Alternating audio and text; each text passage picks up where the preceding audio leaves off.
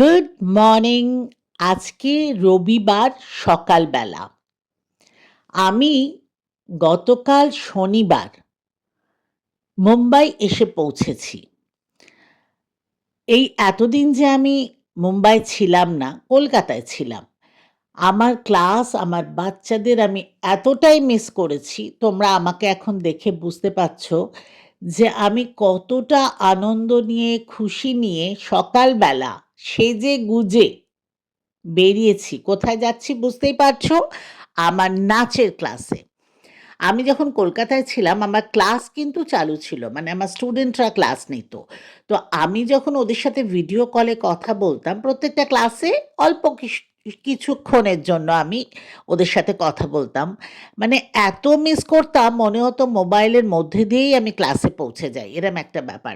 তো আজকে আমাকে দেখে তোমরা বুঝতে পারছো যে আমি কি এক্সাইটেড ক্লাসে যাব। আর আমার মেইন যেটা দেখার যে আমাকে দেখে আমার বাচ্চারা কতটা খুশি হয়। চলো দেখা যাক। नमस्कार। यस, कैसे हो सब लोग? Yes, after 1 month, no? More than a month, I think. Hey, recording कर दो। ओए मेरा बच्चू बच्चू बच्चू आजा आजा आजा आजा आजा आजा। Nothing what happened? Nothing, right? ये बोलने के लोग कभी याद लगते हैं। हाँ। Thank you. बाबा तुमको ना इसका तो देखो देखो। हाय हाय योगा देखना देखो कौन सी है? हाँ वो चला ना। चलो चलो चलो लाइन लाइन। काट चलो चलो चलो।